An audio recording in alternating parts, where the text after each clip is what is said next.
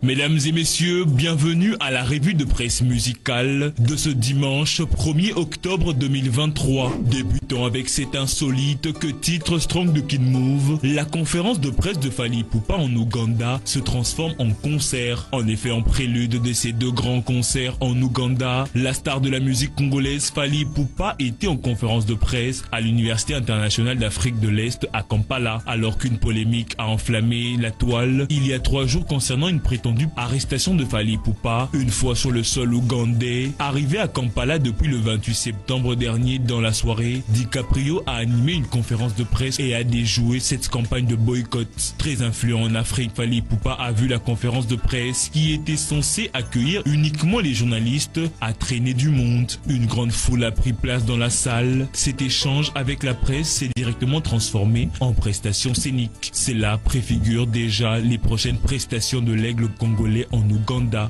Beauté.cd titre Ferregola réaffirme sa place de leader. Le plus grand sera toujours le plus grand. Lors de son concert le samedi au stade Tata Raphaël, Ferregola a été acclamé par le public qui scandait qu'il dépassait Fally Ipupa. Une comparaison avec son grand rival qui ne l'a pas laissé indifférent. En effet, le célèbre chanteur congolais a répondu aux fans: je suis le grand, leur grand frère. Le grand sera toujours le grand, a-t-il dit. Une réplique où Ferregola réaffirme clairement sa place de leader sur la scène musicale face à Fally Ipupa. Notez que les dernières années, Ferregola et Fally Ipupa sont considérés comme les deux plus grandes stars de la rumba congolaise, avec chacun leur public de fans passionnés. Leurs carrières respectives sont jalonnées de succès musicaux et ces deux monstres sacrés se livrent une saine concurrence. Avec cette petite phrase lancée devant des milliers de personnes au stade Tata Raphaël, le padré a tenu à rappeler aux fans qu'ils se considèrent comme étant au sommet de la hiérarchie malgré l'explosion de Fally Ipupa ces dernières années sur la scène internationale. Toujours avec Ferregola, Dynasty 2, l'artiste dévoile la tracklist. Le projet disponible en précommandé le 6 octobre, titre Talent de Kin. Fini la récréation, votre album Dynasty 2 sera disponible en précommande ce 6 octobre 2023, a écrit Ferregola sur les réseaux sociaux. Longtemps attendu, l'album Dynasty 2 de Ferregola ne tardera plus à être dévoilé au grand public. Un album allongé de 20 morceaux tel un cheval au grand galop. On y trouvera certainement un mélange explosif de l'ancienne et la nouvelle génération. Toujours dans la lignée des albums, Talent de Kin, titre Oye Toye de Céléo Scram. 12 titres composent l'album, Héritier Wata et Ibrator parmi les invités. Le confrère renseigne que la tracklist dévoilée, l'album Oye Toye de Céléo Scram comptera au total 12 morceaux. Le surnommé Monsieur Poutine veut sa part du gâteau sur le marché du disque. Programmé sur le marché du disque pour le 14 octobre prochain, cet album aura la participation de 3 artistes congolais. Il s'agit donc de Héritier Watanabe, Ibrator Mpiana et l'animateur Seda Capo. Avec Gogan, les 2 anciens du groupe Mésomère ont collaboré dans le titre Planète Yabolingo, puis Zozo, Méoprise, Poutine avec l'ancien animateur de Villanova Seda, Di Amado et Ibrator Mpiana intervient dans le morceau Mabombami. Bouclons cette revue de presse musicale avec Beauté.cd qui titre Arrestation dans l'affaire Tupac Shakur, un homme accusé d'avoir commandité son assassinat en 1996. En effet, 26 ans après les faits, le mystère autour de la mort de la légende du rap Tupac Shakur pourrait enfin être résolu. La police de Las Vegas a annoncé le vendredi dernier l'arrestation de Dwan Davis, un homme de 60 ans accusé d'avoir commandité l'assassinat du célèbre rappeur. Tupac Shakur avait été abattu de plusieurs balles le 7 septembre 1996 à Las Vegas à l'âge de 25 ans seulement. Depuis, l'enquête n'avait jamais permis d'interpeller le ou les cerveaux de ces meurtres qui avaient choqué le monde du hip-hop. Selon les procureurs, un grand jury du Nevada a inculpé Dwan Davis aka Kifidi pour meurtre après plusieurs mois d'investigation. Davis serait celui qui aurait ordonné la mort de Tupac. Il serait lié au gang des Crips et serait notamment l'oncle d'Orlando Anderson, un suspect clé du dossier décédé depuis. Voilà qui met un terme à cette revue de presse musicale. Mesdames et messieurs, merci de l'avoir suivi. Je sais très bien qu'on réfléchira très bien. Dans mon Vicky Nasdaq Bakenda. Attends, le bamote à ma à ton endroit. Vago Bakesiko, ou ben non, Baba Rekei. neti baza na mwa kanda mo bondo yambi bango ndenge falo yamba bango to ndeo tche bango na ba place na bango tche bango te ndenge balobaka na français l'arrogance vient de la déception. Apparemment ils ont été déçus, ils s'attendaient à beaucoup de ta part ndeo zone seli bango ngote. Non, moi je pense que moni na tile ko le journaliste monena ou les émissions monene bon ils allaient bien tout aborder sujet wana mais s'il faut en dire un mot vous allez boyer na histoire de musique na biso ba séparation et salama mingi. Mes réponses à l'artiste, c'est à la grande œuvre. Ils allons ma discussion. Pour à tout lobby, bon, ça va, tout ça convaincu, mais on a Moussa na hauteur. Moussa, Moussa discussionniste, Moussa musicien. Donc, mon discussion, c'est la mawana. On crée mon discussionniste. Oui. Moussa discussionniste, pour ça la carrière, de ce qu'on a, bon, on discutait très bien. Ce qu'on proposait, et l'autre, c'est la scoya. Bêta. Mais bana wana nga nafundi bango na deux tribunaux. Oh, nafundi bango na tribunal ya Nzambe. Nafundi bango na tribunal oya lelo. Ya wana lokwa likamboza na maboko ya l'état. Moi to commenter te po koma lokwa neti nazo influencer le procureur, le juge, le magistrat. Ofundi bango solo. Oh, wana bana na yo. Mais nati, mais yo ça dit que na mon finalement non mais ça na ngai te.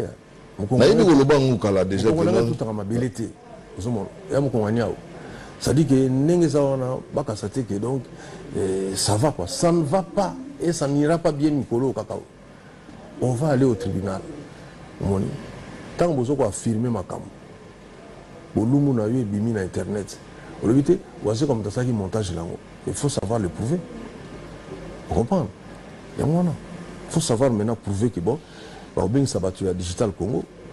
Ben si ba technicien makasi ba la kawa neti image neti wazo ka sa neti amonta neti neni on est pas intéressant sikoyo on moni plus sérieusement nazo senga na Christian Bosembe mon continent biso ya Sesak nazo senga na ministre na biso ya numérique Eberande Kolongele parce que bangomi balende mutu batali makambo ya en ligne makambo ke lobby ndeti pa ndeko na biso Eberande lobby ko manini on a besoin d'un mususu ya passeport on remplit kananda aux réponses no kananda ku otini bambongo kananda ku mukomuso ke ka okeko retirer yango voilà tout ça est comme possible pe makambo comme déjà possible total na likambo oyo basa la régulation moko na makambo ezoleka na net parce qu'on ne peut pas permettre basa la émission moko kona ko il n'y a pas de censure de ce côté-là. Censure les réalités.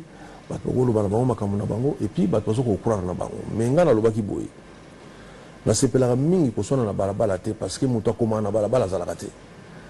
Tant tout ça devant juge, na komo no batuni no, komo no nani, disait là. Ba combien? C'est ma l'action to combien ou bien? OK, je vois deuxième question. Donc, ce que tant aussi ça va bi tangana na makamyo mo lubaki wana susu. Ko signer na se wana. Wana ya on aime makabatu sikoyo na ba boloko na banini banini. Est-ce qu'il y a pas moyen de chercher au tribunal des pairs, c'est-à-dire to loki mokolo moko boye ba vandisi ayo bana yo pour vandi au gérant ou en famille parce que mokolo ningi nga mokolo nga papa lutumba sa kufa. C'est-à-dire que ningi za wana to kena na ba kolo ba sa na tribunal. C'est-à-dire to lo ba likamo bilo se belaki. To za la ka ba se. Et au ko retiré. Jamais. Omoni wazi ko oya lelo. Oyo ibaka kala wana fois 400. Vous comprenez? C'est-à-dire qu'il y a un problème en ça. Si vous avez un problème, c'est-à-dire qu'il y a même temps où vous avez un problème. Moi, c'est pas parce que tu es là dans le banc toujours, parmi les artistes et musiciens, quand ils passent ici, ils m'ajoutent quelque chose dans la tête. En toute humilité, je l'ai dit. La Hébi phrase, lobby, qui tira awa et elle à l'école catholique. C'est-à-dire que pourcentage est à 70%. Si vous conduisez bien, il faut long. Toi, tu es un universitaire, ce n'est pas le cas pour nos musiciens dans l'Union. Tu es un niveau d'études. À un moment donné, on a un maï peine à vie noter. Nous avons comme une fois 400. Parce que, mais ceux qui les lots, battu dans l'Angola qui n'a pas si bon, voilà, on a maï na vie noter. Qu'est-ce que tu as sous bien? Finalement, fin on a soutenu. Donc, ça dit que non. Il faut faire et ça la paix. Tout le monde.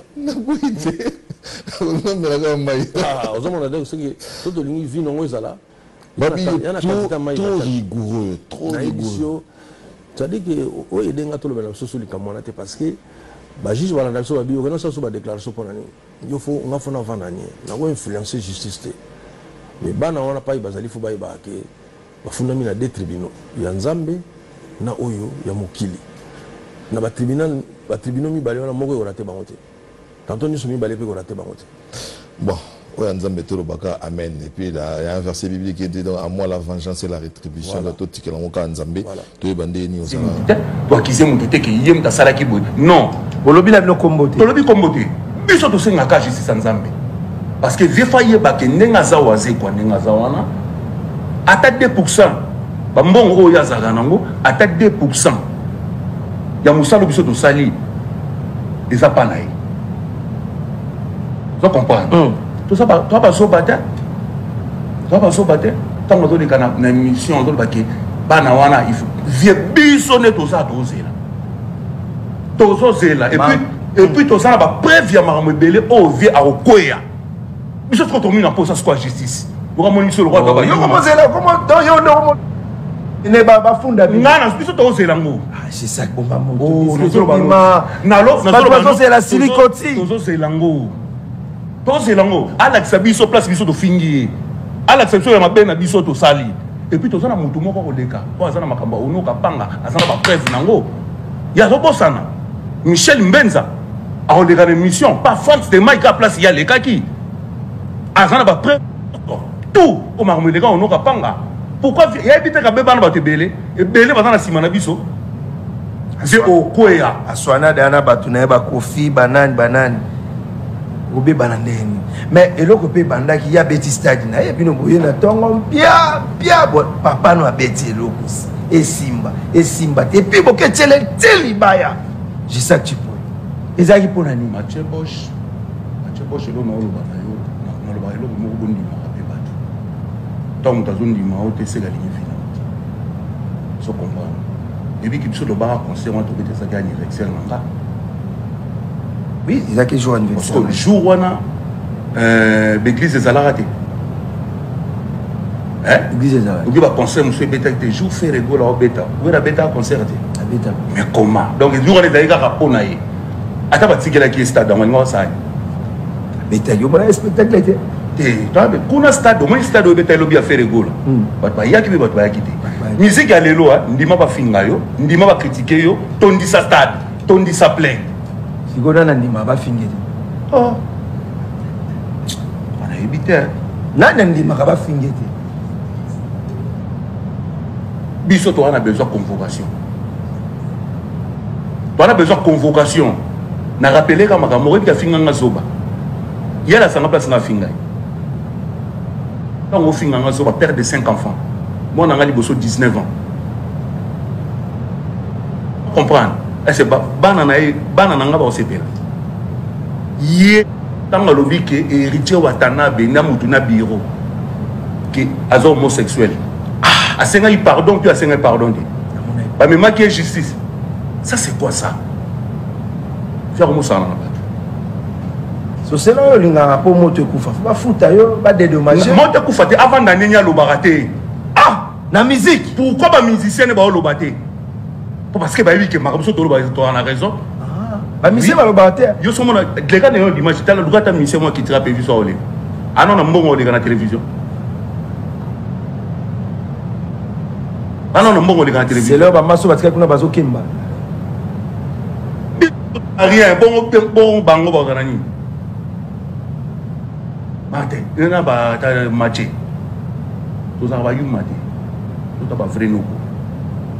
Moi tant on zamba pesiso auto tikai na ngoko zo akaton ki to lisa sto beta mana mutu to mutu fakufa vous comprenez donc une fois qu'on va pas to beta va lisa ça bien na silikoti to la saki ngana grand animateur set and play as a grand animateur ndeno alo baboye Adams Mabungu azo landanga les banquiers Adams Mabungu les banquiers venanga Martin Lukusa très intelligent azolandanga maître Christian Ankara aolandanga maître Bienvenu Faso aolandanga yo katsaka bato bazaka bo yo mati bazaba ndeko te bakana ba fokate bana ba famille te bato saka boye po yo za millionnaire OK mukolo moko olela tika makamba mukolo moko olela ngana oloba na yo Mathieu omani naza boye ko to na tele mission na lobi nazaki na kanda osatala ngai naza boye mo boye na tambola tengu oyebi c'est vrai nga bugana na poto muta sombelanga beki josiena na kota boloko pona orchestre wana ayebi yango bebite na kota Allemagne na fomi kanda na kota Allemagne na koti boloko ya kota ngata na boloko ça c'est quoi ça to ça na mambe belé auto tomis qu'on a posé ya justice onzambe déjà abisa surtout binsa bituma to binsi bitumba to gagner sili koti et dans un impact au sanganate na mito na Congo web TikTok na binsa et beta awat et to zela na lima ai na ozela et puis journée da journée na kufa na misu na yo musique eza boyete musique eza betande binande un président faut dans charisme mais via qui pas péter faut dans charisme bon so to ba na l'équipe na zoba yo mona nga so be mission pam na l'équipe parce que na mon émission mo touchenga mutasa tata na ngata botanga ta kisa ake amodir nga pourquoi na o nga na sali pona e amodir nga pourquoi il passe à la troupe net nini amema opoto asombela mutuka na boy mutuka ni asombela oyo yebi na kitiro mutuka te achena Toki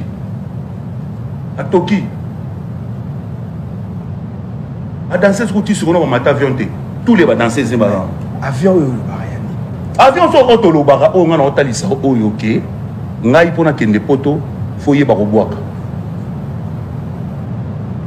foye ba boulot pour amener poto so boulot te au chimique militaire na kenda pona ça l'enregistrement et puis na zonga ba kima o mona ba Mario ba olega leka ba kima wa poto ba kima ngana vrai musicien na vrai noko na leka na télévision lo bateke mona no kutako ka poto te ça liga 6 mois mo la zonga c'est moi parce que na bi musala no sala no pas possible sur buzoba ya ka biso zanga famille mambu ya tolo bana ka ti père na ngo sepelane amuni père na nga yuma on va voir Mathieu, on va voir. Donc, merci beaucoup, Kitsa Esprit Nassé. Naïbi que Bandeko Belé va rota la biso va mettre Belé, mais pour la Bandeko va oser la Sili Koti, basé dans mon cas et puis ma cambrisa qui est ok. En tout cas, ma cambo Sili Koti c'est Sili. J'espère que jeton ils étaient dans Katia. Jeton. Nakata Sili Koti. Au bois que la nani, c'est une play grand chanteur. Au bois que la nani, dans mon cas animateur. Nani kunaza lekinga oba kena jeton yo ngol babanda yo longwa kuna tilelo ba betelo ko simba yo soki na boîte générique nyo yoka yo soki na bakimbuta o ya moto za na kimbuta R moko to za no ba couloir ba bilé na biso mais biso to valoriser voilà oui ndeka ba bandal c'est Paris biso masina na biso wana kaka kenge so peza ka kenge so comprendre tout ça non oyo ba kaka interco de marcasen oyoga kariwanze oyoga yangu zamari mambiringo o mare yangu na ndeka bébé takatile so comprendre so yelo na bineli ba sili koti si makambo no so sili c'est quand nzembo ya nzembo na 400 tours lupango nzembo ya 10 000 francs ah batite za nini 400 tours lupango na 10 000 francs mais vous pensez par rapport à batite vous pensez par rapport à ni 400 tours lupango et puis qu'il y a ba garçon sur ça boy ata moi signé a les problèmes qui étaient les abos donc feli tata moi na biso ya pesa ka 10 000